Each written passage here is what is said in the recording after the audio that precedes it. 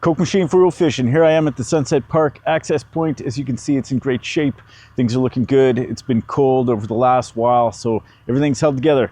But there's some warmer temperatures coming up today particularly, and then I believe next week we're getting pretty toasty, so we'll see how everything holds up during that time. Today's episode is brought to you by South River Resort. If you're looking to squeeze in a last little weekend on the ice, or possibly during the week, you might want to give them a ring and see what they have available. I'm going to be checking out the next access point at Centennial Park and the Callander Bay Government Dock, and then check out for micro reports that'll be coming out on Friday of the Birch Grove parking lot, as well as the Deepwater Point access point. I did film some for last week, and then I didn't post them because I was hanging out with my brother and his buddies, and it totally slipped my mind, so sorry about that. But I will be selling clappers this Friday at the Birch Grove parking lot, and as well, if you don't catch me there, you can catch some minnow clappers at Dale's or Billy Bob's Baits, so check it out. I'll be releasing a video shortly that features me catching a whole bunch of perch on the Pinky Shardy minnow clapper. Here I am at the Centennial Park access point. This access point's looking fantastic, no slush or anything. I just saw a truck go out on the lake, so we can fairly say that the conditions on the lake are looking pretty good.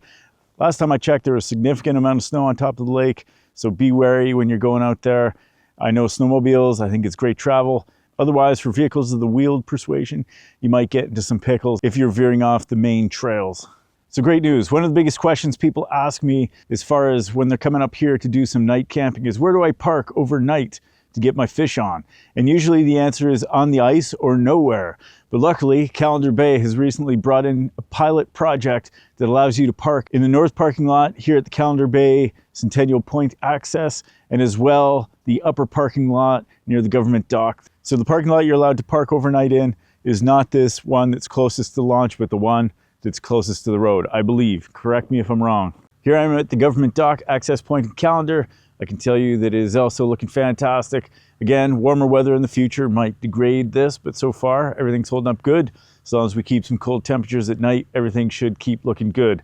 I'm going to give you a shot of the parking lot that you're allowed to park here overnight. So the limit is 48 hours, I believe, and that is to prevent people from parking their stuff there for multiple days.